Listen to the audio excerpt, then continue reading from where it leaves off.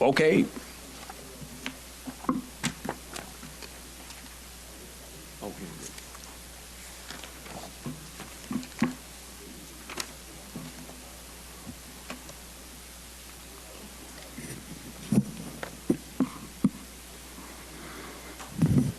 You ready? Yeah, I'm ready. So,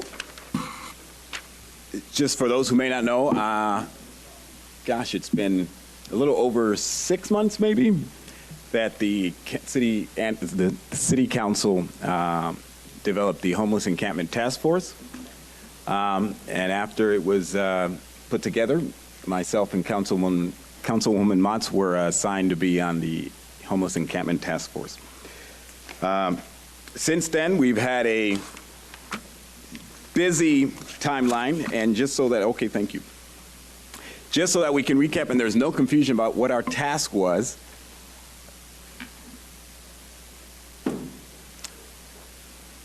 the Homeless Encampment Task Force, which was unanimously approved by the City Council, the purpose of the task force is to study the growing homeless crisis in Antioch, the effects of homelessness, including encampments on the community, and temporary measures to alleviate homeless encampments until the completion of the Contra Costa County Care Center. I think what's important to note about this stated purpose is that retrospectively, now that Joy and I have been on this journey, I would cross out into the completion of the Contra Costa Care Center. We have to get things done now. This is an urgent crisis that is taking over and inundating our public spaces, and we need to do something about it.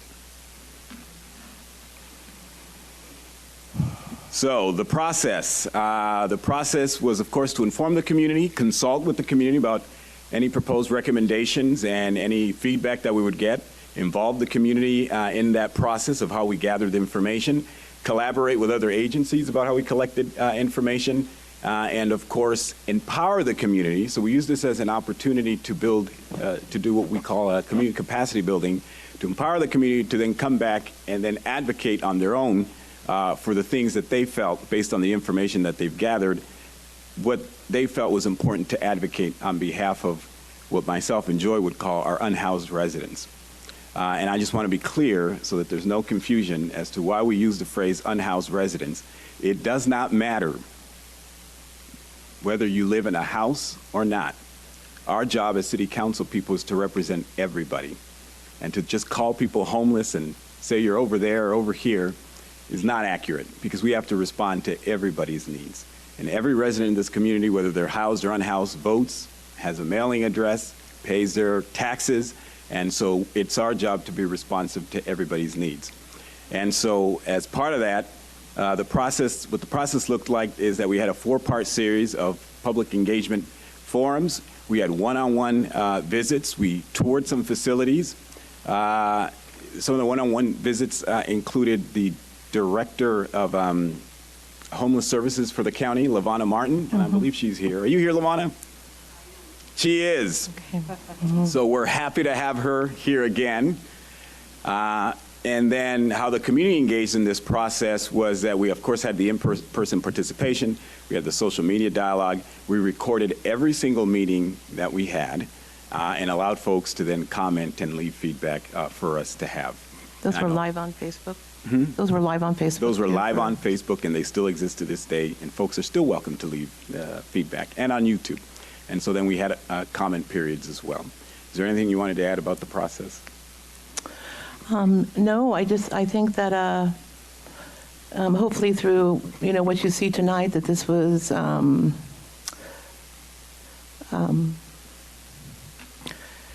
eye-opening process for all of us that experiences. And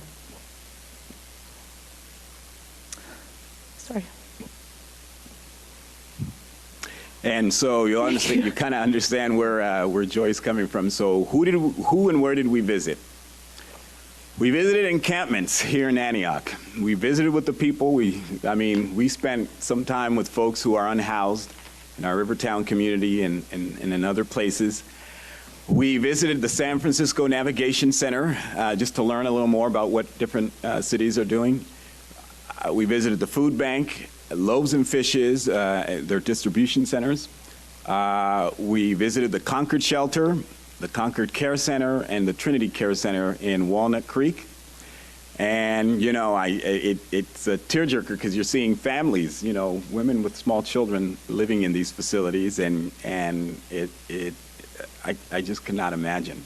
And I've said this before, and I'm going to say it again. If I found myself in that situation, I don't know how I would ever go to a shelter. I would never go to a shelter. And it has nothing to do with how they're run or how they're maintained. It has to do with your dignity. And for me, it would take a lot. And so I said I'd pitch a tent, and I would pitch a tent before I go to a shelter. So we visited the Dream Center in Bethel Island, which was another eye-opening experience. Unbelievable, the kinds of individuals that we visited with. We have visited with unhoused residents who have suffered from drug addiction, who have mental health problems, but just people who are trying to get by every single day and have fallen through tough times. People who live in their cars, people who live in tents, people who are couch surfing, and you saw a lot of those who came to the food bank trying to get food just to survive that day, but they're staying in somebody's couch or in somebody's garage, or the person's living behind a hotel. We did a lot of follow-up meetings with LaVonna Martin, and I know she's tired of me and Joy, but we had a lot of questions that we just needed answers to, and we needed clarity for. And number 7, we did, of course, the 4-part series of in-house public testimony gatherings. So the first public testimony gathering was, as Mike Burkholder, our friend from East County today, would describe, a marathon, and it was.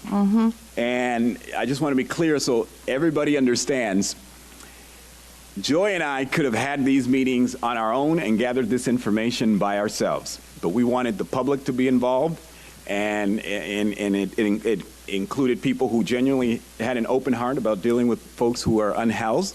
And then there are people who are just genuinely frustrated with government, whether it's at the county level or at the local level, who from their perspective are seeing inaction.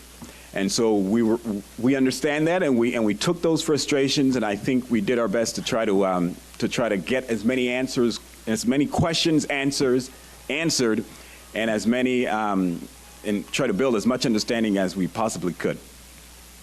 So for public testimony hearing number 1, we heard from LaVonna Martin and Terry House about what we were doing in the city in terms of what we call CDBG. I don't know what CDBG stands for.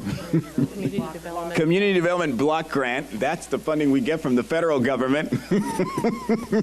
I know what it is. My apologies. The funding we get from the federal government that we then, and I believe Councilwoman Ogerchuk and Councilwoman Motts are on that committee, and they annually come up with recommendations, and then we support their recommendations. And so from the Community Development Block Grant, the city expends about $124,000 on organizations in our community that help assist those who are unhoused. So we give money, as an example, to Loaves and Fishes to feed people in Rivertown, and a host of other organizations. Joy and I think others on here, recognize that $124,000 is a drop in the bucket. We get it. We understand.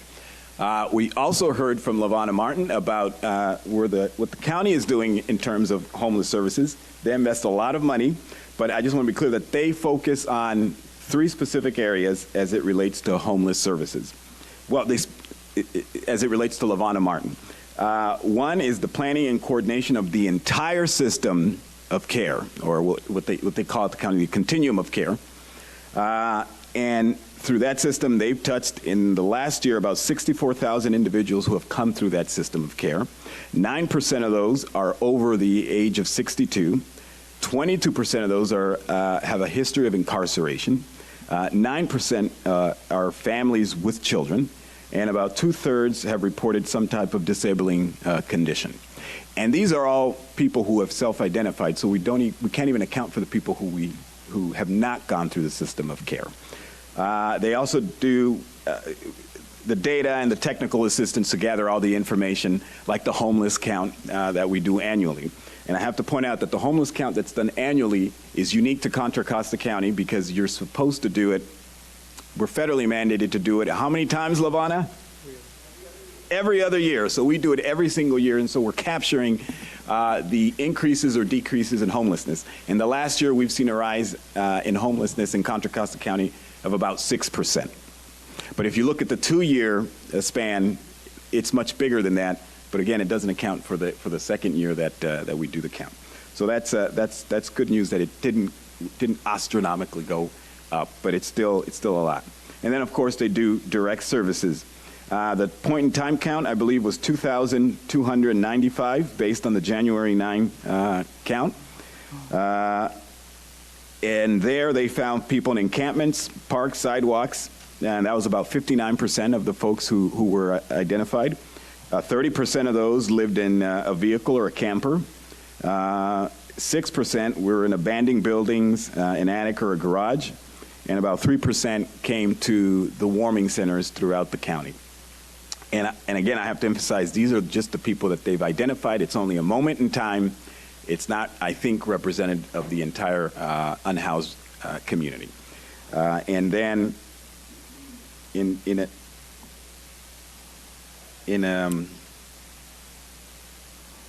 The deep dive, Contra Costa? yes, so that was the county. Yeah. And so I just want to point out one last thing about the county. So we also talked about the care center that's being worked on by LaVonna Martin and her group. I think it's important for the community to understand, and this is what I was talking about earlier in the presentation, and it really didn't take me, it took me a while to really understand this, because I have always said, but the care center's coming, and I've always looked at it as that's going to fix the problem. Let me be very clear, it is not going to fix the problem that we see on our streets. It's designed to do other things. It's designed to get people through permanent housing. There are many modes that people can enter the continuum of care, and the care center is one of those options. And so I believe our care center, I think it's proposed that we may have about 50 cots, and then of course it's the wraparound services, and we already see some of that through what we call the core teams. But it is not designed to house people specifically. It is not a shelter. It is not permanent supportive housing. It is not transitional housing. It is not any of those things. So I just want folks to understand that. And then as we get to our recommendations, it will help set the framework for our recommendations. Then we did a deep dive of Contra Costa County and some of our regional partners. We heard from the Contra Costa core team. They report to LaVonna Martin. We heard from the Contra Costa County libraries. The library has expanded kind of some of the services they offer. It's not just books anymore. They serve as, in some instances, as a warming center or as a cooling center. They also have services there for those who are either on the brink of homelessness or experiencing homelessness as well. And we heard from Coco Lead Plus, which is run by Health Right 360, and they have a partnership with the Antioch Police Department for alternative sentencing here in our community. And so, in addition to that, we heard from the Contra Costa Fire Department and Tri-Delta Transit. The core teams talked about some of the people that they've been working with and trying to get them off the streets. They're everywhere throughout the county. They're visiting encampments. They're visiting, they're everywhere in alleys, finding folks to try to connect them to services. Contra Costa Fire, some of the key takeaways that we got from them is, number one, they're not kind of looped into what everybody else is doing as it relates to unhoused residents. But more importantly, they've seen some investment that they've had to make in dealing with those who are unhoused. From the time frame, and I believe it's from July of 2018 to April of 2019 of this year, they gave us that time frame that we were working with in terms of some of the data that they brought us. I believe they had like close to 400 what they 390 fires that were started from homeless encampments. 395. Well, they had 400 non-structural fires, and 390 of them were as a result of those who were unhoused. And they understand, just as we do, that people are trying to eat and people are trying to keep warm. And so, but that puts a strain on services. They also talked about some of the public health concerns that have come out of people living on our streets, particularly human waste, needles, and trash and debris everywhere. And as a result of that, some of their firefighters, when they respond to homeless encampments, have to kind of don the biohazard, and I believe this is the same for our police department, have to use biohazard uniforms or have to respond in a way that keeps them safe from some of the hazards that are out there that they've been created by these encampments. So we heard from them. They did report that a lot of what they call end-of-line service in relation to BART does not exist in Antioch, but it does exist at the Pittsburgh BART station. So you'll have a lot of calls for service at the Pittsburgh BART station where you have folks who unfortunately will fake some type of emergency in order to get transported to the hospital in order to have a place to stay in the evening. And so those are some of the realities. And so then and Joy will talk more about kind of the hospital services and education and whatnot, but I'll get through this. And then we heard from Tri-Delta Transit. They have issues on their properties as well. But more importantly, the biggest issue that they have is with shelters for people to be at when they're waiting for the bus. That can become a place that attracts unhoused residents. And it becomes problematic because then people start complaining, and then they complain in the city, and then the city then asks Tri-Delta to then dismantle the shelters, and then next thing you know, our senior citizens are complaining because they don't have shelter while they're waiting for the bus. And so it's just a never-ending cycle. In addition to that, they talk about people who stay on the buses for a very long time, so they literally have money aside to kind of chase people off the buses, because then that creates a problem for their overall customer base, because then no one wants to ride the bus because there are people who are sleeping or don't smell good on the bus, and so it creates challenges. Anything else on Health Right 360? I think it's important to note that it's difficult for them to get folks to deal with folks and all the problems that they come with after they've either been incarcerated or are going through these programs or been referred to by APD if they don't have housing. And so some of the folks that we meet out on the streets have previous convictions, and so, or have been previously incarcerated, and so it makes it extremely challenging to deal with those folks when they're not housed. Because that's, I mean, that when you're looking for shelter, that's kind of your primary thing that's taking place in your life in that moment while you're in crisis. And then we heard from the city of Antioch. We heard from our chief of police, our director of community development, Forrest Ebbs, our animal services manager, and John Blank, our public works director. The police department, one of the things I appreciate about the police department was we get concerns from folks that our police department is out kind of chasing those who are unhoused out of particular locations. Our police department responds to behavior. And so whether you're housed or unhoused, if your behavior is a challenge and someone then reports it, the police is going to come. In addition to that, I would add that that our police department is already stretched thin, and Chief, correct me if I'm wrong, stretched thin, so they're not necessarily proactively looking for people doing bad behavior. They're responding to calls that are coming in nonstop. Anything else about the police department that I'm missing? I don't think so, except for the SET team. Oh, the most important part. The city of Antioch does have a community engagement team through our police department. It's a 3 or 2 person team.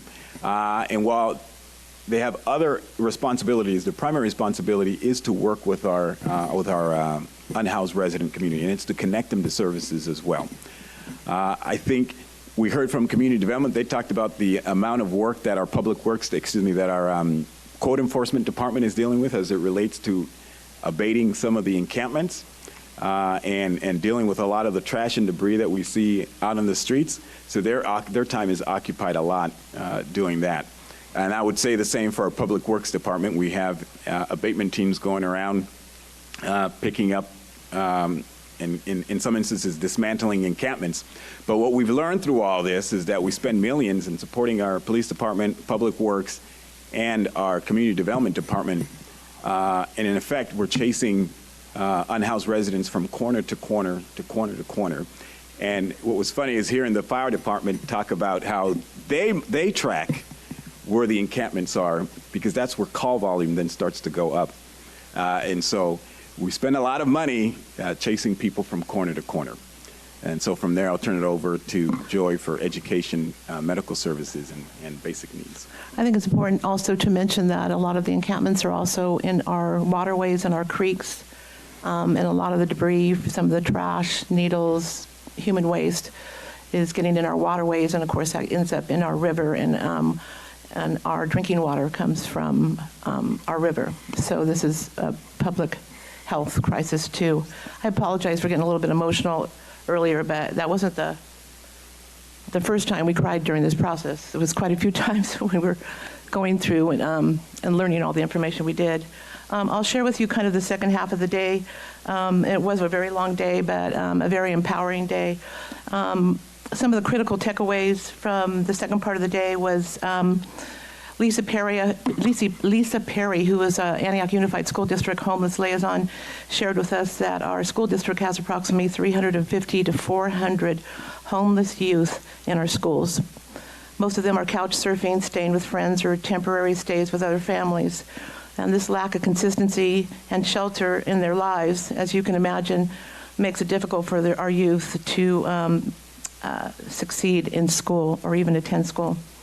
We also heard from Valentino Walker, who is a manager at Sutter Health. He shared how our hospitals are spending millions on medical costs for homeless patients who repeatedly end up in the emergency room, sometimes just to get warm, and because many of them do not have access to medical care or to the medicines they need for whatever may be going on in their life. If a homeless person calls 911, they receive the same response as anyone else. A fire engine, an ambulance, a police car may all respond whether there is an emergency or not, and they may end up taking them to the hospital for care, but eventually they are released right back into the situation that they've been in. And so the situation repeats and repeats itself, and the hospitals are going through this every day. And one of the biggest challenges, as they mentioned, that legislation was passed, SB 1152, that now is requiring hospitals to have better discharge plans for their homeless. But the problem is in East County for our hospitals is we don't have any place for them to go. We also heard from Anthony Aiello, who runs the East Bay Recovery Center. He spoke about the need of a detox center in Antioch or East County. The closest one we have is in Concord, and it can take up to 60 days for those seeking help to get off whatever addiction they may have, 60 days before they can get assistance. The lack of services in helping some of our homeless that have these kind of problems is, needless to say, lacking. Also, we heard from Jacinda Gage, who is a program coordinator at Los Ordanos College. They've kind of taken it upon themselves to help the approximately 30 unhoused students they have at the college. They are making plans to support their students with resources, supplies, and opening up their athletic facilities for students to shower. On our next panel, we had Jolene Lafayette, who's the executive director of Loaves and Fishes. She operates out of the Veterans Facility on 6th Street downtown. They are basically trying to provide one hot meal a day, and they serve about 80 to 100 meals a day, approximately 1,800 meals a month. 50% to 60% of those that come to that facility are homeless, 14% are veterans. They also run a food pantry, and they've just recently started a 10-week free culinary program for some of their patrons and some of their homeless to provide them with job skills and get them back on a path.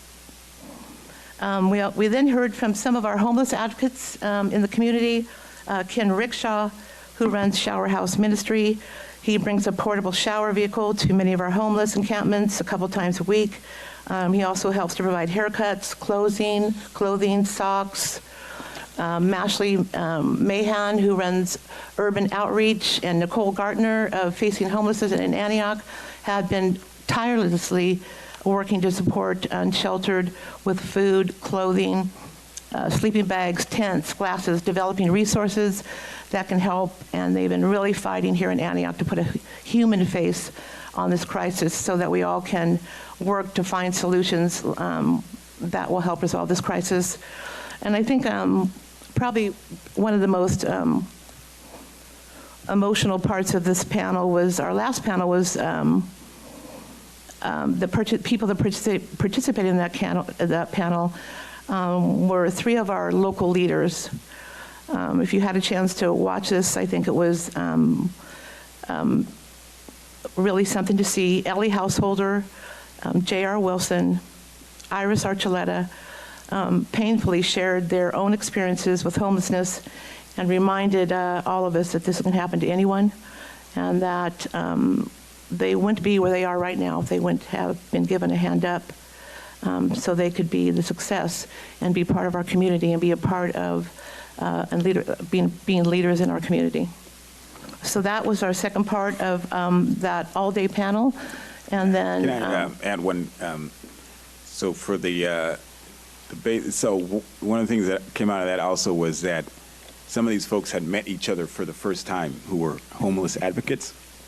So some folks didn't know the work that Jolene was doing at Loaves and Fishes and vice versa. And so we see and value the importance of keeping or developing and building out this network of those who are advocating and advancing the cause for unhoused residents.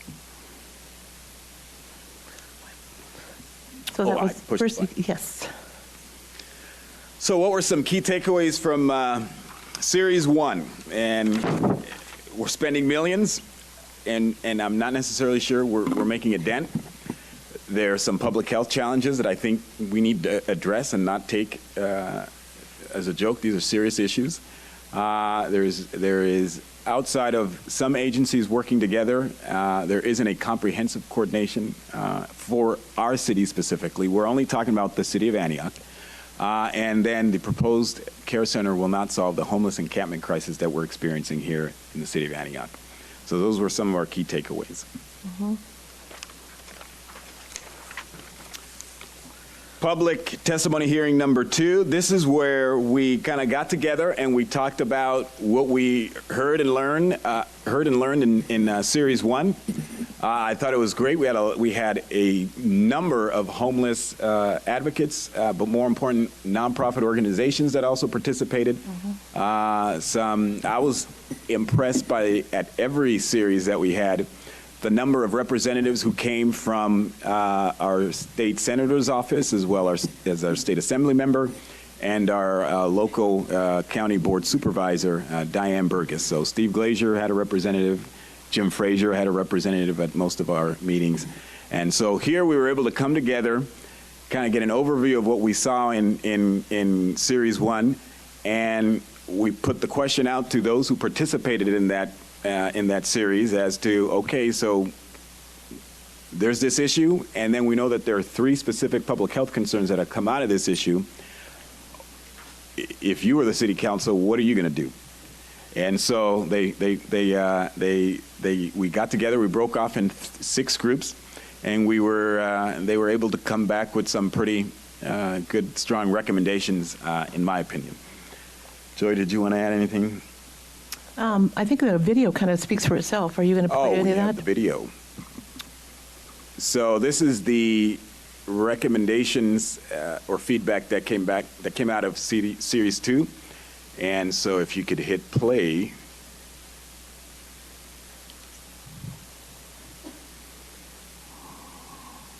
All right, you broke it. Oh, am I supposed to log in?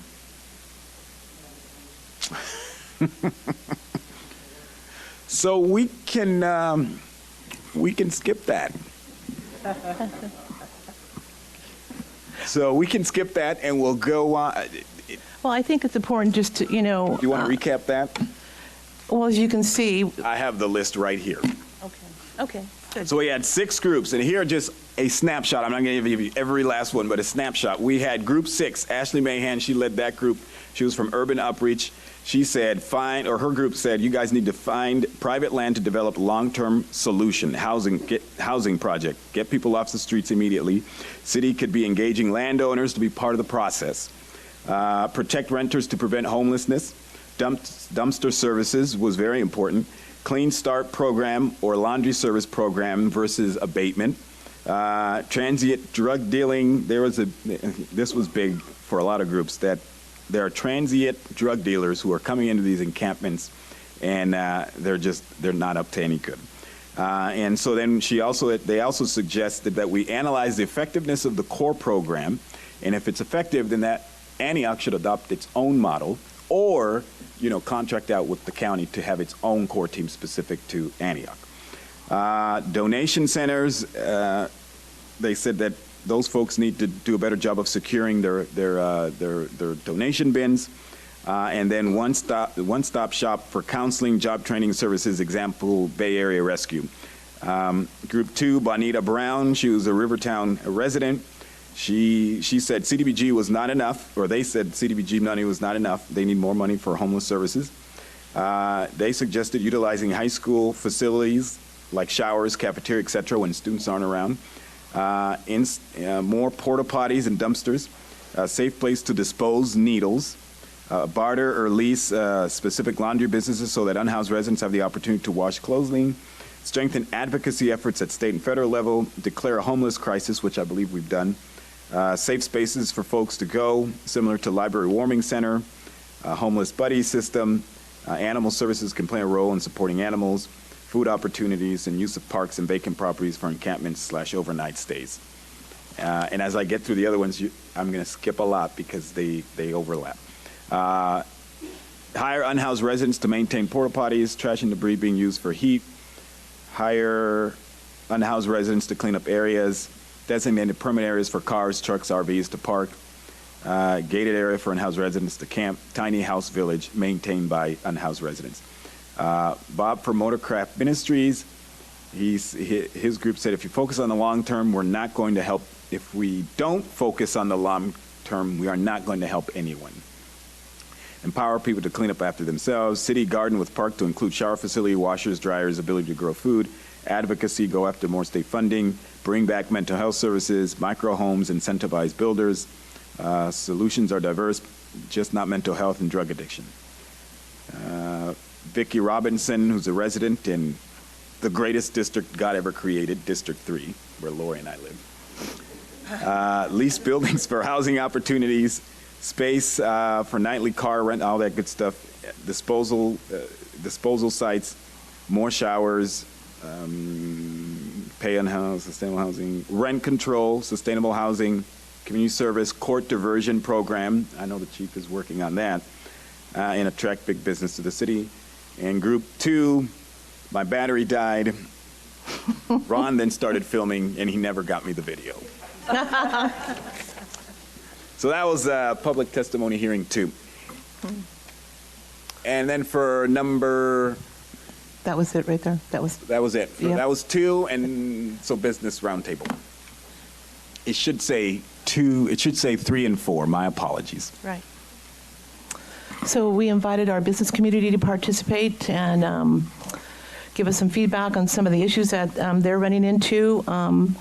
We had a nice turnout. Shannon from Summersville Town Center was there, along with some of our downtown businesses. Also had representatives from the Dow Chemical, it's now called Corteva, I think. Also, we heard from some of the commercial realtors. They were there too. So I think it was just across the board, especially from some of the commercial realtors. We're talking about not only the trash and stuff that happens with encampments on the properties, but in order to get to water for showers or for whatever, they're, turning on sprinklers or breaking junction boxes. So sometimes these sprinklers are running for days.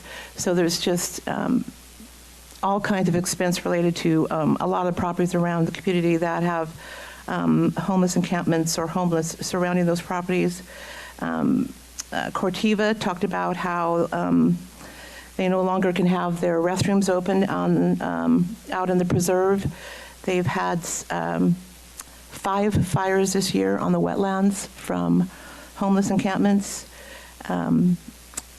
They're having a really big problem. So they love to have the community come out and experience the wetlands, but because there's a lot of homeless and sheltered living out in that area, it's become a very big problem. Shannon talked about how they had to close down the community bathroom out at the Summersville Town Center. Michael Gabrielson, who owns G Street Mercantile, and Jim Lanter, who's a longtime resident and also has his State Farm office downtown, just really talked about how it's the struggle in running a business when there's a lot of unsheltered or homeless around their businesses, when they have people come into their stores or customers that come in to visit them. They don't always feel safe. Michael in particular had an incident where somebody from out of town came into his store and loved it, was going to share this information with all our friends and our community, and he was very excited, only to come out and have a very, very dangerous and bad experience right in front of the store with his customer, who I'm sure probably will never come back. So this is seriously affecting. Can I add to that? Yeah, I want to sure. add, because there was a learning opportunity for me in that story, which was he called the police, and the police came, and the police officer says, "Oh, we know so-and-so, not a big deal. He's not a threat to anybody." And I would have thought the same thing. And Michael says, "Well, he may not be a threat but he's a threat to my livelihood, because now this person isn't coming back, and I got to eat." Right. And so, you got to look at all this from many different frames to really understand how the impact that this is having, and how so we take for granted little things like that, where for us it may, oh, well, he's not a threat to me or anybody, but he's a threat to this person's livelihood. So that was important to kind of learn, and then to learn that the extent in damage that property managers have to go through because people want to take showers, to break into a facility, break the fire sprinklers just to take a shower. It was amazing to me. So yeah, that was a pretty eye-opening roundtable, and Right. I appreciated that. I think it's important also to note that, specifically too, I think for a lot of the people in the downtown area, because I think that's where we probably have the highest population of our unsheltered. One of our visions is the revitalization of our downtown. This is a beautiful part of our community. It sits on the San Juan Joaquin Delta, and we want our community to come down and enjoy this beautiful place and this beautiful view. And it's very difficult for us to be able to try to have this vision without taking into consideration the serious problem we have in this area with homelessness. So a big consideration for us too as we move forward and as we try to achieve our plan and some of the things we want to do, and not even and taking into consideration how this affects all of our businesses that are in the downtown community. Right. And so what were some of the key takeaways from Series 3? The financial impact on the business community, but the willingness of the business community to be partners in solving this issue, and then a strong sense of frustration. And while I only put it on Series 3, I think that sense of frustration came from a lot of people, including our homeless advocates. We had unhoused residents who participated in some of our forums, and they're frustrated. So everybody's frustrated, but so we got to do something about it. The last one was Series 4, which we're not going to talk a lot about because all it was taking Series 2 and what the community had come up with and talking through it with our chief of police, our community development director, Forrest Ebbs, our economic development director, Kwame Reed, and our public works director, John Blank, and to kind of talk through some of the possibilities of these recommendations and whether or not they're realistic. Or were there any legal implications? And if there were, how do you kind of navigate through those things? And so, but our overall takeaway from the process and our recommendations is again, one, public health concerns that need to be immediately addressed. Two, we need to provide immediate temporary shelter and safety for folks living on the streets. And three, we need to build, provide, and administer transitional housing or permanent housing for folks living on our streets. And just so that there's even more context, the disinvestment into HUD programs that used to fund people being in homes started in the 1970s. Public housing. Public housing. Public housing in the 1970s. And it has continued on since then. And it doesn't matter if you're a Republican or a Democrat or anything, every administration has done nothing to either replenish funding for housing or has doubled down in disinvesting in public housing. So this didn't just happen out of the blue. This has been a confluence of things in federal public policy that has not that has taken us here. It's a crisis that's been coming for a while, and as you can see, we're not the only community, and you know, that's dealing with this. This is a crisis, just all across our nation and along the West Coast. So, right. Every city, I don't, except for maybe Brentwood. Brentwood doesn't have. No, Brentwood has no homeless. And I challenge, before we get into our recommendations, I challenge everybody to visit our shelter here in Contra Costa County, to visit our care facilities here in Contra Costa County, and to visit those who are unhoused out on the streets. Everybody has a lot to say, but I think through this process, one of the things that really blew me away was for those who have a lot to say and have the loudest voices, we created this very transparent committee, and none of them showed up. You showed up, but none of those loudmouths on Facebook showed up. And I expected to see them there, but they didn't show up. And so I think that says more to the big heart that our community has to addressing challenges than to listening to clowns on social media. So with that, I think we'll get into some of our recommendations. Do you want to go through this one? Sure. So as we spoke before, some of our challenges: human waste, needles, trash and debris. Immediate recommended remedies are portable restrooms, mobile showers, laundry facility, mobile or a lease or rent, sharps disposals, dumpsters for trash, and that's not for housed residents, that'd be for our unhoused. And then a priority that we identify locations for our temporary shelter. Want me to go through this too? I'll do the last one. Immediate recommended shelter, safety is a safe parking lot. We found out that many of our unhoused residents are living in their vehicles, sleeping in cars, in RVs, and they're all over our community. You may see them, Antioch Pittsburgh Highway, other places. There's no place for them to go to safely park. So we would like to see a safe parking lot, RV trailer parking locations on a public or private land. We've looked at many other communities and some of the things that they are doing in providing temporary shelter. A couple of the pictures up here you can see on the top, those are Conestoga huts. They're very easy to build and efficient and affordable. They're probably 60 feet long,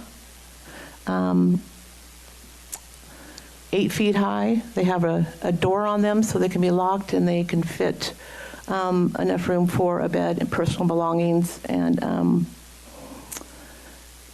a little front porch on the front there. In here on the bottoms, you can see here, this is what's going on in Oakland. Oakland has opened up their 5th Tough Shed community recently.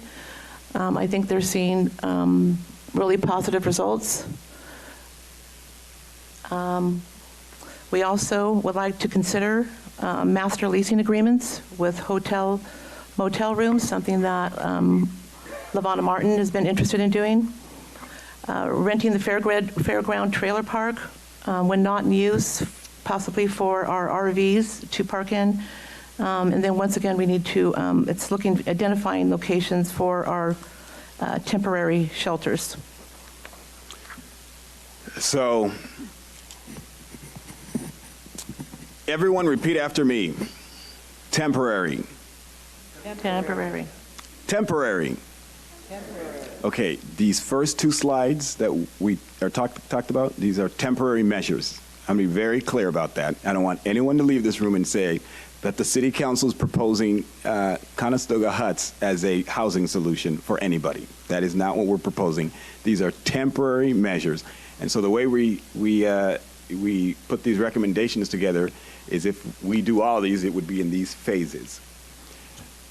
So I think the real recommendation here is we have to just own the fact that we have to do transitional and permanent housing. We need to build and develop housing villages. We can refurbish shipping containers, or we can do ready-built tiny homes. But the fact of the matter is we just have to do something. If we need to do a master leasing agreement, whether it's an apartment complex, units, hotels, single-family homes, we have to do it. What was very clear is that, and it's written here, individuals and families need housing in order to create stable environment to be ready to receive services. And those are the services that we've been talking about at the county. And those services aren't going to be effective if people are not housed. And we can't look to the county to say that they're going to house all of our people or provide permanent or transitional housing because that's not what they're doing. That's not in the direction that they're going. They get people through a system and get them eventually connected to permanent housing, but in the interim period, we have to do something because then that increases the likelihood that that person commits to receiving services. And of course, we would then complement that with a no camping ordinance. We have to be very clear that if we're going to provide housing for folks, you can't live on our streets. The public health concerns of people living on streets is a serious thing. We cannot not take that serious. So these were our recommendations, and if we did go forward in that direction, we also were recommending that if we did do this, we recognize staff is stretched thinly. We recognize that we would need some type of unhoused resident coordinator to pull all of these working components together. So with that, anything else, Joy, that you'd like to add? I think it's just, we need to reiterate that, once again, our agencies are spending millions of dollars and we are not helping. We are not accomplishing anything. We are moving people around and the situation is getting worse. So doing nothing is not an option. We have to find a way. It would be great to say, this is the county's problem and they're supposed to do this. But the reality is, as Lavonna shared this with us too, is cities like the city of Oakland, Oregon, San Bernardino, San Diego, Sacramento are taking on trying to help with this. They just have to. Like Lamar has said, it's a public health humanitarian issue, and it's also an economic development issue. And the things we want to accomplish in Antioch, we can't continue to allow people living on our streets. So I think with that. Lavonna, if there's anything I characterize, or myself or Joey characterize inaccurately, if you want to clarify anything, you're more than welcome. Because I was summarizing what I think I heard you say when we visited with you many, many times.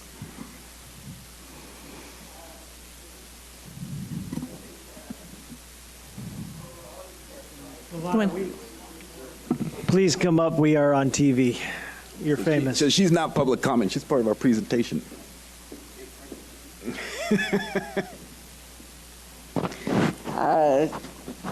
So for those of you who did not see me in the back, I'm Lavonna Martin. I'm the Director of Health, Housing, and Homeless Services.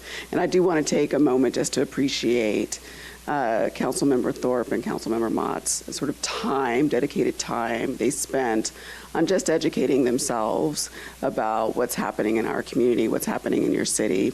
There are a couple of things that I want to reiterate that Councilmember Thorpe shared with everyone, that really many of these solutions are really great low-hanging fruit. They can address some of the public health challenges and what we know in our community that actually ends homelessness is actually housing and permanent housing. And I really appreciate sort of your long-term vision about what that needs to look like. Many of the communities who are constructing temporary locations, they don't become temporary. They're not temporary for long. They become long-term.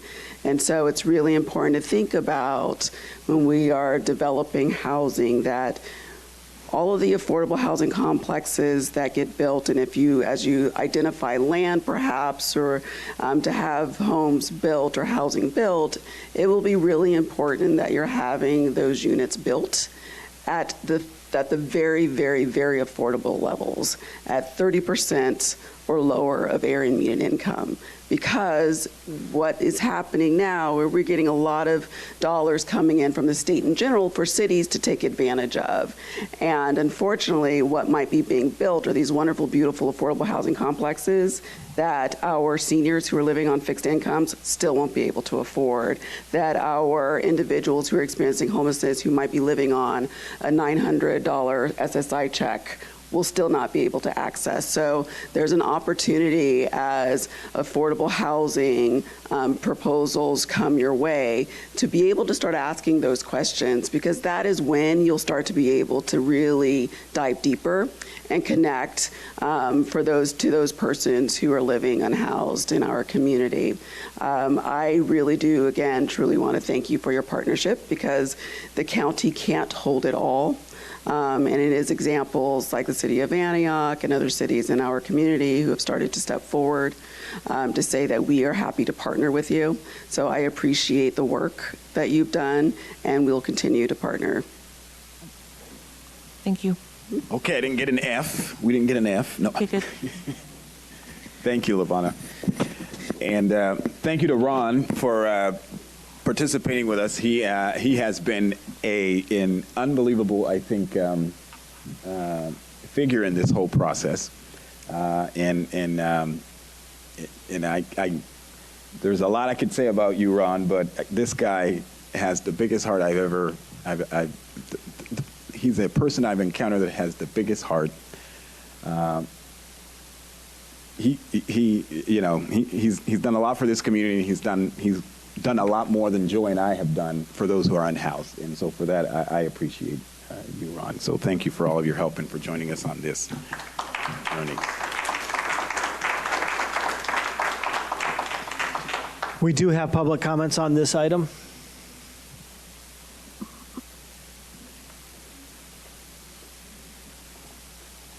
Dan Adderholt, followed by Joe Bozeman.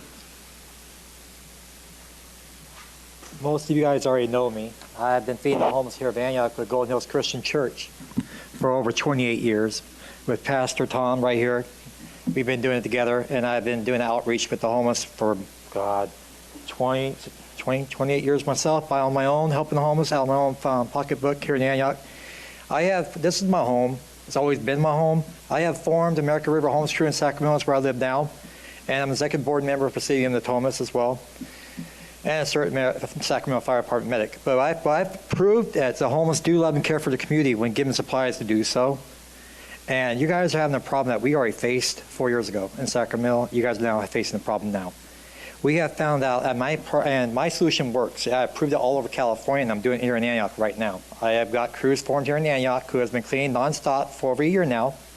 I know, Thorpe, you're like, I like for you to come and hang out with us while we clean and see for yourself how our fellow veterans are out here cleaning with other people as well. It's not just veterans, We're out here cleaning, saving our community and everything. And I noticed you guys say names of a small little group of homeless advocates here, which is good, but that's only a small portion that are actually here in Antioch and Contra Costa County. I have a huge advocacy group here as well. They go to Golden Hills Church, and there are churches around here that are helping in your community, and I should say our community, because this is my home as well, always will be.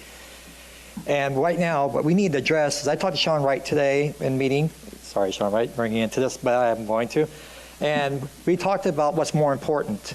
And we agreed that right now what's more important is a shelter for women and children being built that overexceed anything else. And he mentioned that, and we all agreed. Every one of us veterans agreed. I talked to all the homeless advocates out here. Even some of them are here right now who will actually tell you right now they all agree to this, that this needs to take precedence over anything else. Why? Because like right now, I shouldn't say this, but I'm going to. I am fighting sex trafficking in Sacramento. I have talked to you guys about this as well. Some of you here are the council board members, and we're trying to fight here as well. It's very strong. It's very dangerous for us our children and single parents out here. It's very, very dangerous, and we need to get our children and our college kids, especially. They're the prime victims, if you don't know about this, who are living in their cars because they can't afford college fees or rent. They're living in their cars. It's here all over California, and they're the true victims out of this. I'm kind of appalled by how businesses are striking against the homeless, because really there wouldn't be an E. coli problem if there was restrooms available. There wouldn't be any type of problem like this if we had shelters built for them, and it takes time, and I know it does. But thing is, we all need to work together. What I'm trying to get at, I approve that the homeless do love their community, and we'll help keep it clean. We have done this, and I'm out of my own pocket. I spent over $138,000 out of my own pocket to save the American River. We have taken 198 tons of trash off the American River and saved the American River when Park Recreation. Thank you, Dan. Save it. Thank you. Joe Bozeman, followed by Lucas Bozeman.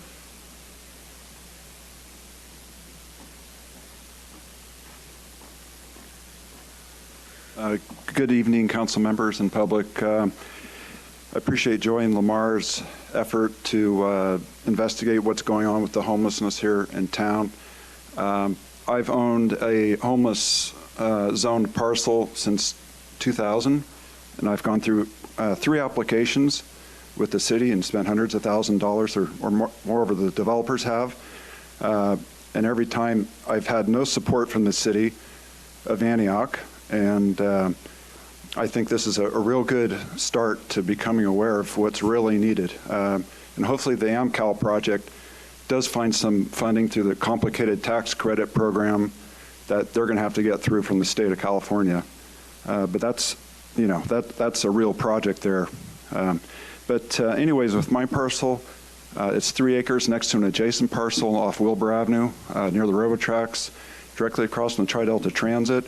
I'm engaging the city to find solutions there, whether it's small huts. I do have RVs on the property now. I have about 10 or 15 real good tenants. I don't have any more problematic tenants. Problematic tenants come through. The fairgrounds sends over people looking for homes quite often. The problem is lately the code enforcement is coming after me because the RVs are on my property and people stay in them, which is that's been going on for several years. But they're threatening me with $14,000 per week fines for these people sleeping on my property. I have the utilities all in place. Building department has inspected it. But I would ask that you would ask your code enforcement to give us time to find temporary solutions for these people and not put them out on the street, because I've given them a 60-day notice 30 days ago. So we're going to add more homeless people if these people have to go out in the street. So that's my main point tonight. Let's see. The whole cost is $300,000 or $400,000 per unit in these previous applications to build housing, and I just don't see that happening. It's a competitive tax credit process.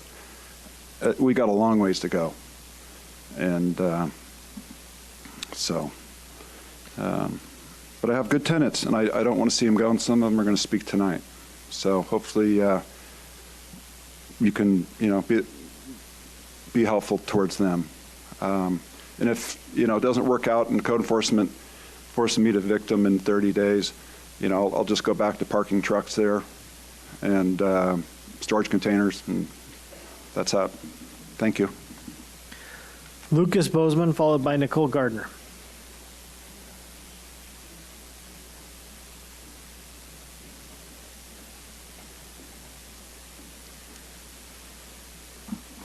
Good evening. My name is Lucas Bossman. I'm a freshman at Stanford University, but I was raised just around the corner in Brentwood. I've spent my free time over the last year kind of researching societal issues, drug use, crime, homelessness being one of them, and I'd like to share some of my takeaways here tonight. Allow me to start off by saying that we're kind of in a peculiar time here in the United States, both economically and politically. Millions of families have yet to recover from the Great Recession of 2008, and these are the families that we're talking about here tonight. The 1% has continued to amass wealth, exorbitant amounts, while the working class, their wealth has declined. Yet, some of the families hit the hardest have even yet to recover. Indeed, we have the same poverty rates as in 2008, and after 11 years of economic expansion, we're sold these headlines that the stock market's booming, but Main Street isn't feeling the same effects of the boom as Wall Street. The homeless are not out on the street because they lack motivation. These are people who are affected by the destructive policies of Republicans and Democrats in Congress, as Councilmember Thorpe has said. And according to the HUD, in 2012, 10.3 million renters were classified as extremely low income. In that same year, only 5.8 million rentals were deemed affordable. After rent and utilities, the same study showed that 75% of extremely low income families have less than half of their income left to pay for food, medicine, transportation, and childcare, the most critical requirements for these families. Now, Washington has failed to pass legislation, but that is when local government must step up. It's your responsibility to create a tailored response to the people of your community, and your job is to not uphold outdated code, but rather to imagine new ideas that will better the lives of those that you serve. This is a systemic problem, and while local government cannot always change the system, you have the ability to adapt code and work within the broken framework of our national government to change your community. I also want to make the point that we saw the presentation of advertisement for which we spent, $200,000. It's really would not be effective, you know, if we have homeless people out in front of the businesses every day. Who is going to want to move their businesses to Antioch if we have feces in the street, needles all up and down the street? It's just not going to be an effective spending of money. So you really need to address this first. It takes precedence over nearly every other issue, and it involves every other issue. Thank you. Nicole Gardner, followed by Leonard Hernandez.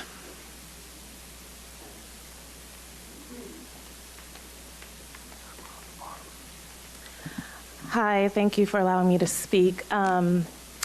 I'm really not prepared. Usually I have something written up. I wasn't really going to say anything, but I just wanted to, I saw the statue that you guys were talking about moving in for the veterans, and although I think it's a great idea, I know I'm not, I think I'm not dissing anybody, but I do want you guys to just realize that on the other side, where those trees are, there are homeless veterans that are sleeping on the streets in 105-degree weather. So I really hope that you guys just put a rush to, thank you, Lamar and Joy, for all that you've done. But if you guys could just put a rush on, you guys know what needs to be done. Please put a rush on it, just like how, Mayor, I think you had a meeting this morning about moving the statue and, all that, and you guys are trying to rush to do it before Veterans Day. If you guys could just keep in mind that we do have veterans on the street, so let's not forget about, forget about them. Thanks. Leonard Hernandez, followed by Winfred Powell.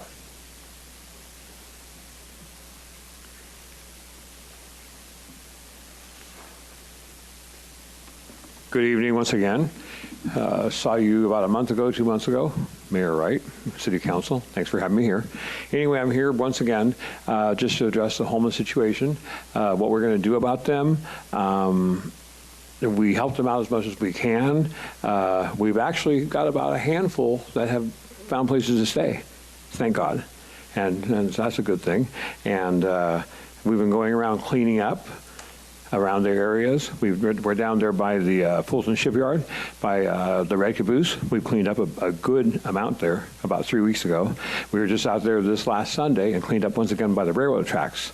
Cleaned up a bunch of bags of garbage. We've been dealing with the city, and they say they're going to come and pick up things. We found some garbage out there by the lot that we use at 6th and A Street, and we put some garbage up there, and it's disappeared. So we're trying our best to keep it clean.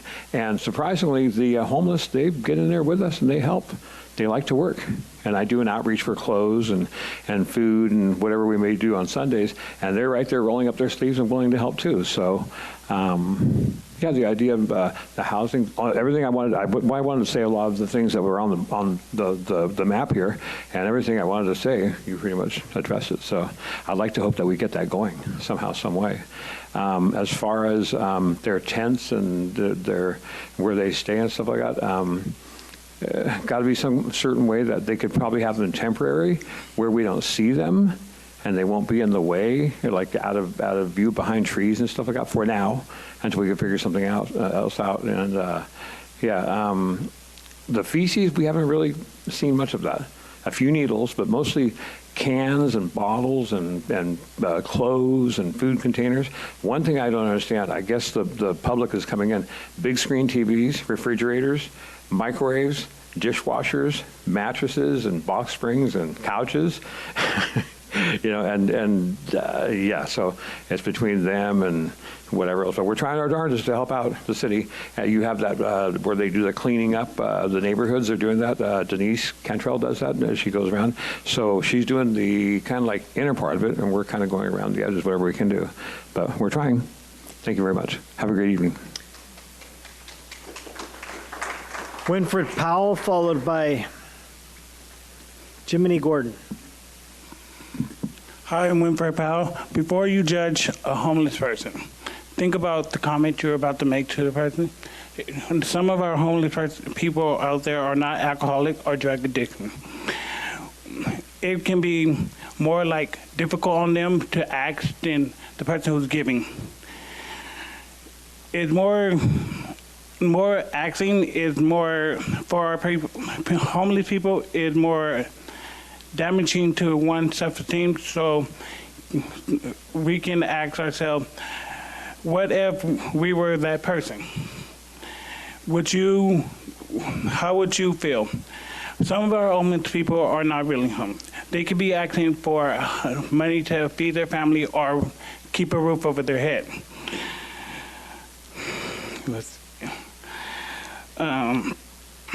Some of us are just like home. We all need help in time of need.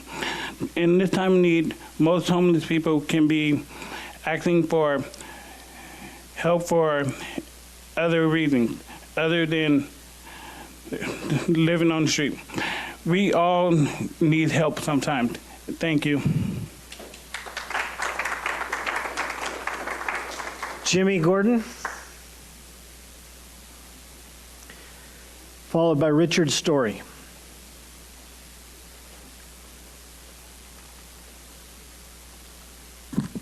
Mayor, City Council, my name is Jimmy Gordon. I'm speaking on behalf of my family and a community of people who will be impacted negatively on actions taken by the city of Antioch. We are essentially homeless, and the situation will affect us by creating a drastic homeless situation. My wife and I have a 32-foot trailer that is located at 701 Wilbur Lane, and we are 5 years removed from the street. We're in active recovery, and we give back diligently to those less fortunate than us. We are trying to, this is not a permanent solution for us, but the owner of this land has made it possible for us to start existing and becoming productive members of society. If you guys do go on with this, this will not only affect me, but it's going to affect 12 to 13 others in the same way. Everything that we have, our vehicles, our RVs, they're not really in bad condition. They're old. They're old, okay? I keep an upkeep on my trailer, but it's old. And it's going to be hard to get anywhere else. I'll tell you right now, there's a 6-month to 1-year waiting period in any RV trailer in Contra Costa County or in Solano, Napa to get on a waiting list just to get in, if you can. So I'm here on behalf of my community, my little small community at 701 Wilbur. I am an active veteran. We have veterans living in that community. We have people who are retired living in that community, cannot afford anywhere else to go. It's a clean community. It's kept up. Joe Bosman takes no guff, and he keeps his place well contained and kept up. So I just want to make this clearer. I would like to ask you guys, please, do not black and white this. Put a little gray in there. Put a little compassion in there. Put a little love and humanity in there. You guys put us back out there. You guys are looking at towing our RVs because we're going to have to put them on the streets. I'm not going to lie to you about it. I have nowhere to put it right now. I've been trying to find a place for almost 2 months. I knew this was coming long before 2 months because I was here last year. And I'm here again. I'm asking you to have some compassion. Don't make us homeless again. Thank you.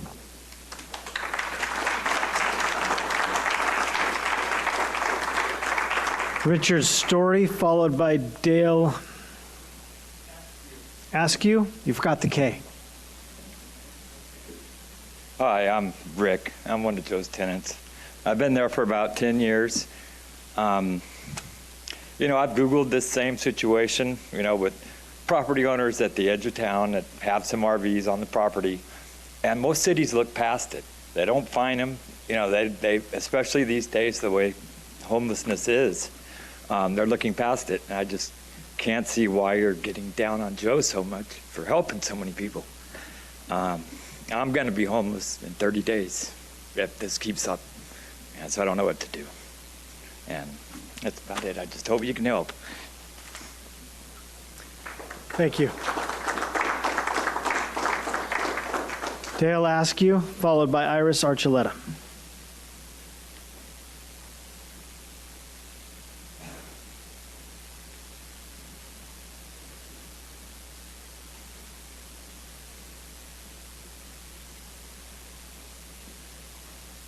Hello, everybody. My name is Dale Askew. I am also a tenant at Joe Bosman's property. I have been there approximately 6 to 7 years. I am disabled. I am retired. And I have a RV that is in good shape, but it's older. It's a 87. And I have been residing there, like I said, for about 6 or 7 years now. And Joe's a great boss. That's the right word.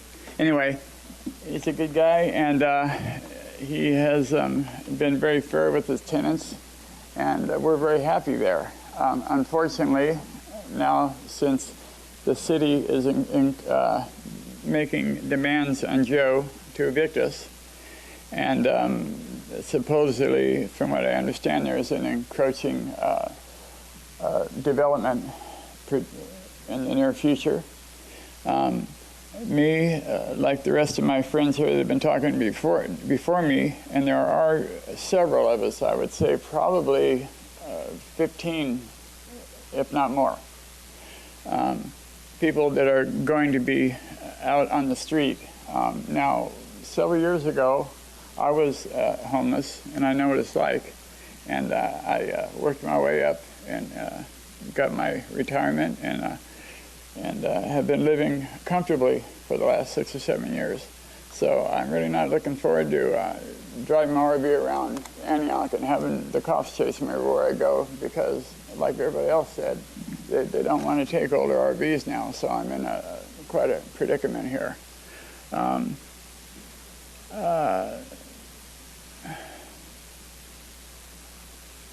Anyway, I say to the city council and everybody listening that yeah, please have some compassion for me. I'm not homeless now, but I could be homeless in the near future. I've worked hard all my life. I do have an income of Social Security and a small pension, but definitely not enough to live in one of these nice RV spots that are $1,000 a month, and you have to have an RV that's no more than 10 or 15 years old. And that would cost me $100,000 right there for an RV of that quality. So anyway, I just want to let you know that I'm here. I'm not planning on leaving, and I'm going to fight it all the way. Thank you.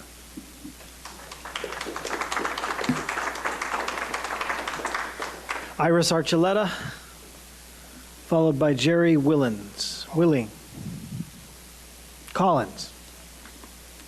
I just want to say very quickly, I'll take less than my 3 minutes. You know, we don't ever know what asset is out there on those streets. We never know what we're missing. You know, I was homeless, was living in a car as a young woman, had a mother that hated me, put me out, didn't let me finish high school, ended up living in a car, went ahead, enrolled in San Francisco City College, living in a car, ended up number 1 in my class there, transferred to San Jose State, still had the old car. It broke down a few blocks from San Jose State. A woman, I went in her apartment building crying, and she said, "Why are you crying?" And I told her, she gave me a key. She gave me a key to an apartment that I was able to stay in until I graduated from San Jose State, where I graduated number 1 in my class. Went on to marry a Stanford man who really loved me and like chased me and all that kind of stuff, even though I was homeless. And ended up going to law school. Graduated number 1 in my class. My husband and I have started an international company, and we've used a lot of resources, bought people from Northern Ireland here, invested $73 ourselves into a youth program.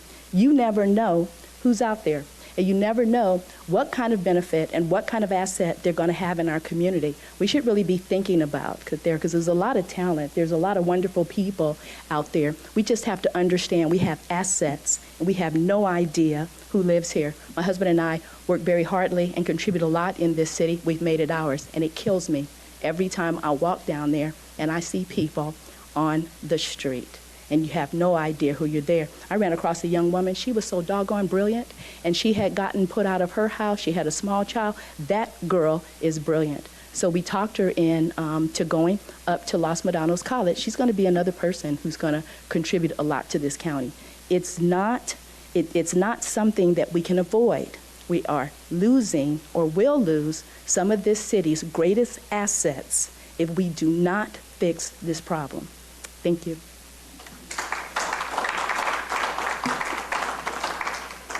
Jerry Collins, followed by Anna Rodriguez.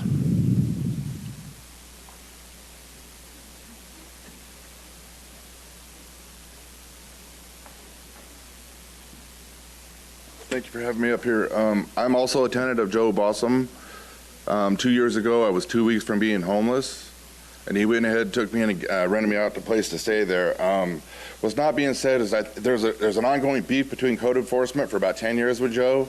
The upgrades are incredible there. The place is just short of immaculate, but you know he's trying to help all these people out. We're most of the people there are in our 50s and live on disability and retirement checks. And it just seems the beef keeps going back and forth, and they keep hammering him. We are not going to have a place to go, and I certainly can't afford to go anywhere else. And like the other gentleman said, you can't bring your trailer somewhere else and just move it and go live somewhere. So, you know, there's probably like 10 of us left there, and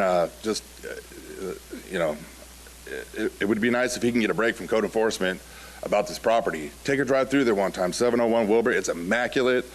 You know, there's sewage there, electrical's proper, so, you know, just we're all going to be up a creek if just, you know, the code enforcement shuts this guy down. Thank you. Ana Rodriguez.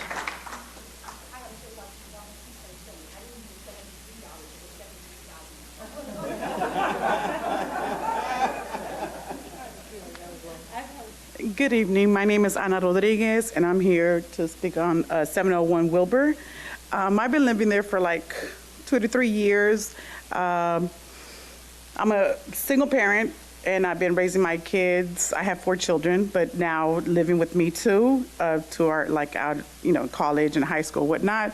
But me trying to find an apartment or a house or somewhere else for me to be able to raise my children, it's horrible. I've been searching Craigslist, Zillow, all these websites and whatnot. It's I can't afford it. I can't afford it.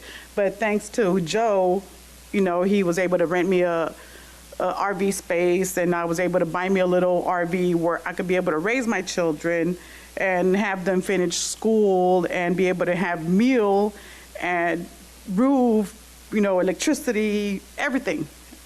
It's not a lot. It's an RV. It's a small little place, but it's somewhere safe, somewhere clean. We don't have, people running in and out of the property. We don't have garbage everywhere and, violence or whatnot. It's a little small, I'm going to say a little small community. We're 15 of us, there in the RVs, but we all help each other. We all maintain the place clean and safe, overall safe.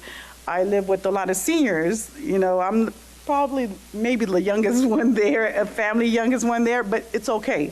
I'm a care provider, and I work with seniors, veterans, and I love it. This is our home. This is where I call it home. My kids are safe. My kids walk in and out of the property. They know, oh, those are Anna kids.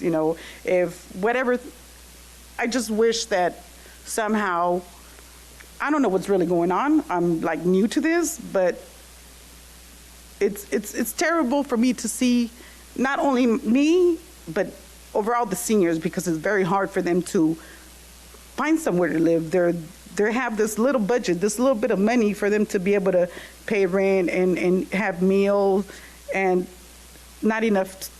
The rent is so high out there for them, basically. The rent is too high out there for them to live, and a mobile park is like just right on the border for them to be able to survive. So if there's some type of way where we could be able to keep this place, and will be great. I'm not only speaking for me, because I got 2 arms and 2 hands, and I'm younger than them, and I'm sure I could keep 1 or 2 jobs. But for the seniors, it's very hard, and that's breaking my heart. Just seeing the seniors being removed or being homeless is terrible. So if you guys could find a way, will be great. Not for me, for them. Thank you.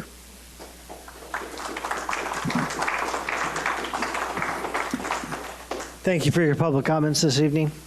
I want to say thank you to Lamar and Councilmember Thorpe, Mayor Pro Tem Motts, for the efforts in bringing this information back. I've got lots of questions that I have that I'd like to take actually directly with LaVonna and some others, and I'll set those meetings up. So I just wanted to, because the 701 property keeps coming up. And so I think when we put together this slide, when we say RV trailer parking locations, public, private, 701 was one of those, that's what we were thinking about, in addition to others. So and Joe Bosman was part of this whole process, and he participated in our meetings, and he brought his perspective, and some of his, like Mr. Collins participated. So that bullet right there that says RV trailer parking locations, the concept is working with private property owners to find solutions where we can find temporary measures or in some instances permanent measures. So that's kind of where that's, and I'm sorry, we had to talk about this in broad terms because we didn't want to get too specific, because it may or may not work out, or the council may not agree with any of this. So, but we did keep you and those residents and others throughout the city in mind. other comments or questions? Councilmember Oberchuk. I want to thank also, sorry, I'm not used to this microphone, Councilmember Thorpe and Mayor Pro Tem Motts for all their work that they did on this. They did an amazing job, actually. And I want to thank everybody in the audience that's here that has participated in it. I personally am a little disappointed at how many people did participate. I would assume and would have liked to see more parties participate, not just the groups that are here, but actual residents coming out to see and to hear what was going on within our community. Everybody here that's been participating, working with the homeless, everybody's doing it on an individual basis. And a few years ago, I did share that you have to come together and find out what everybody's doing and pull all those resources together so somebody's not doing something here which offsets somebody else's work here. And that, I believe, was actually mentioned in one of the slides. I also didn't notice the faith-based communities. I know the faith-based communities are a huge part, and they want to participate. I know Ms. Hook is in our audience tonight, and Holy Rosary is wanting to participate. We have a new pastor there, and he's wanting to participate and work with the homeless also. There was another comment made about the veterans. Please don't forget that we have Stand Down on the Delta that's going to come up September 21st. So if you know of any veterans that are homeless, this is a perfect opportunity to get them in off the streets. I, too, would like to sit down again with Ms. Martin and have a conversation, so I might ask the mayor to include me in that if we could work it out, just to kind of see the direction. Financing, we haven't talked about financing. We don't know about financing, what the cost of any of this is going to cost, where the funds are going to come from. As you know, CDBG grant money has been allocated this year. I do know that Governor Newsom has put more money out towards the homeless, and some of the money is coming to the cities. I don't know that the city has gotten it yet. I don't know that it's been given to as a CDB grant monies yet, because I have not seen it, and I don't think that Mayor Pro Tem Motts has also seen it. So there is a lot of things coming. Another comment was made by somebody about human trafficking. I think it was Dan. Family Justice Center is coming here to Antioch. So September 27th, there's a grand opening for Family Justice Center. So we as a community are really moving forward, trying to find resources for some of our unhoused individuals. The numbers for the school district, it's staggering, our youth that are going out and doing couch surfing. Maybe when we come up and talk about the ad hoc committees, Mayor Pro Tem Motts and myself sit with the school district. Let's see what we can do to find out what we can do as a community, work together as a city and a school district to see what we can do to pull and help with these youth that need our help, because Iris is absolutely right. Those youth, they are jewels, and they just need to be shined a little bit more, just given a lot of love, because they are. And I also want to compliment our officers, Summers and Linderman. They know these unhoused individuals. They know them by name. They know them by face. You describe them to them. They're out there. They have a connection with them. They're doing a phenomenal job with our homeless. So, or unhoused, I apologize. So there was also a movie a young man said earlier about you don't know what the face of a homeless person looks like. We actually did a movie last year at El Campanile about, through the county, through the HH program, on a face of a homeless person, and you don't know who's homeless. So I, again, thank you very much, both of you, for all the hard work that you've put into it. It's not easy. I was down last month, down at the river, and I know the gentleman was down with the Shower House Ministry. They were giving out food. It was a church. They were praying for these people. They were signing them up. And when I've been meeting with, and they did a great job. They had hundreds of individuals down there. They were doing a phenomenal job with these unhoused individuals. But when my meetings with LaVonna Martin before, one of the biggest thing that I found out from LaVonna that I did not know, Ms. Martin, was that a lot of our unhoused don't have IDs. So if they don't have a driver's license, they don't have a social security card, they can't get the funds that they need to get into some type of a house. So at the care center, that was one of the opportunities that was going to be at that at that care center was a detox center that they were talking about, not at the center there, but ways to get off the drugs, ways to get off the alcohol, the opportunity hopefully to get their licenses so that they can get their funds that they are owed and due to them. So again, thank you for everybody all your hard work that you've put into this. I do appreciate it. Councilmember Wilson was next. Yes. Well, first of all, thank you, Councilmember Thorpe and Vice Mayor Motts, for this wonderful presentation. I know you guys have worked really, really hard. I did get an opportunity to see a couple of the Facebook videos that you posted, so I was able to see some of the comments. Got to get used to saying unhoused. I think that's definitely better. It's a much better term than homeless. Really was happy that you shared the fact of the different types of homelessness, about there are people living on the streets, but we have people in cars, they're couch surfing. There's so many levels and layers to our unhoused community, whether it's, issues with drug dependency, mental health, or somebody just trying to get by, either lost their job or they have a job or they just don't have enough to get off their feet. So I'm happy that you shared that in your motion, in your report. I too am kind of disappointed on a lot of the loudmouths that didn't come to any of these forums that you held. The most vocal behind a keyboard, but yet didn't come out to be a part of the solution and want to continue to be a part of the problem. So hopefully in the days to come, these people will come out and be a part of the solution. So was very disappointed in that. Yes, the HUD funding has been a slow burn over the last few decades. So we need to do something. And I really appreciate the point that I can't remember if it's Councilmember Thorpe or Vice Mayor Motts that brought up. We need somebody, a point person, to coordinate this all together. I find in a lot of the programs that we're working on throughout the city, there's all these different silos, and and everybody at one point or another goes, I didn't know about you, I didn't know about this person. So I definitely think it's a really good idea to have that coordinator position. I mean, all these recommendations are great. Would love to hear more about how you guys are going to, bring this forward, and I'm looking forward to this coming back on the game plan of making all this happen. Oh, and another notation. I'm sorry, I'm reading my notes because I was writing as everything was going on.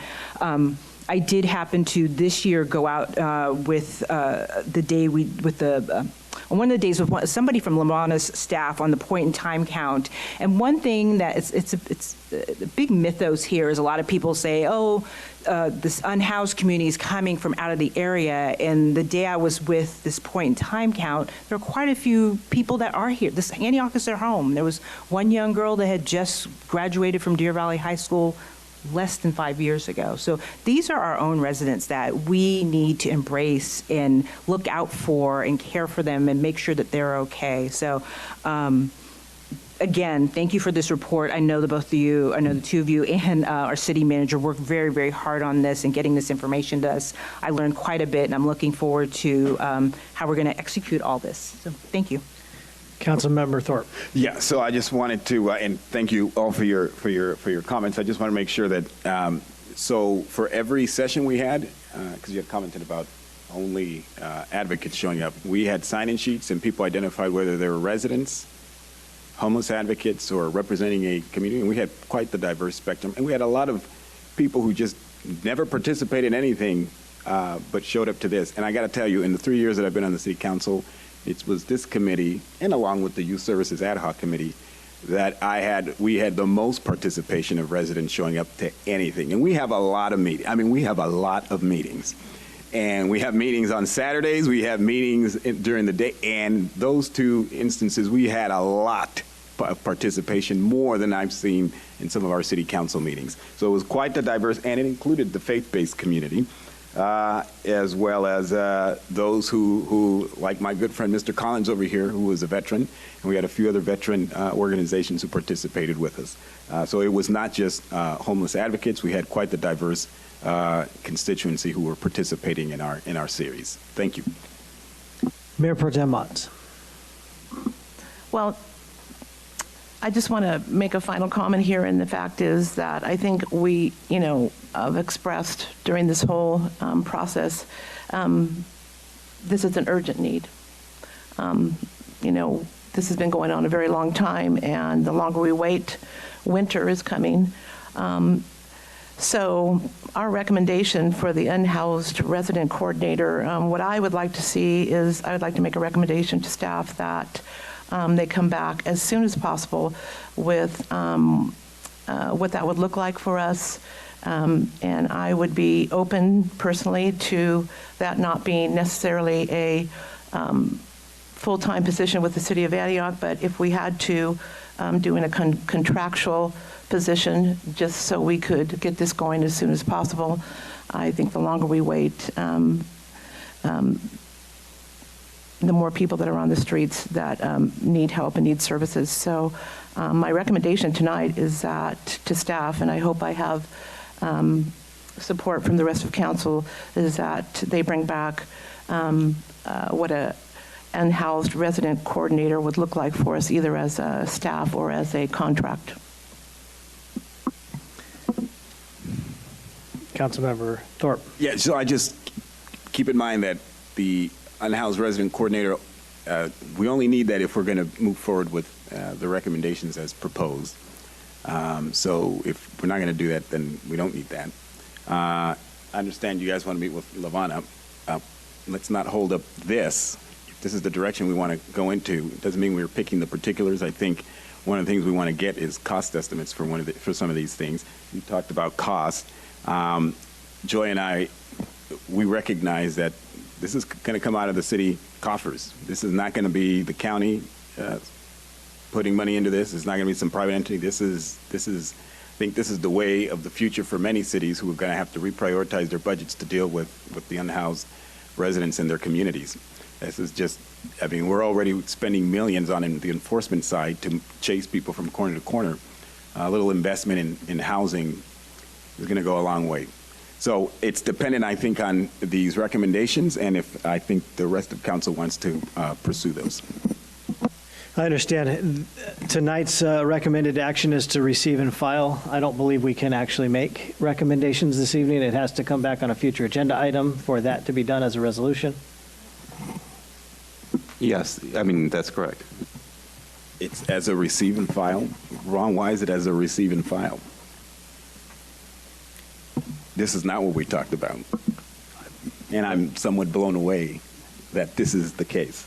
Yeah, we all broke our necks to move a statue. People are living on the streets.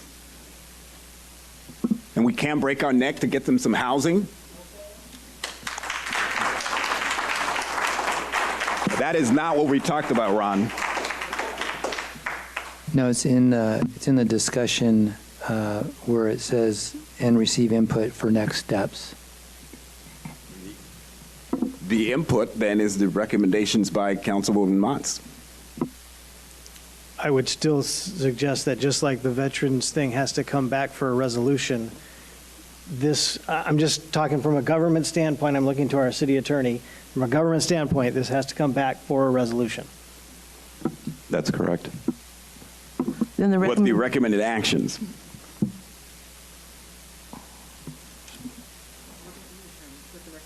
With the recommended actions. You're saying when we come back with the recommended actions? Right. Yeah, I mean, the resolution can be, upon based upon what the action is that we want to follow up on. But in this particular meeting, it's just as worded, you're confined to what's been said here, which is to receive and file. Okay.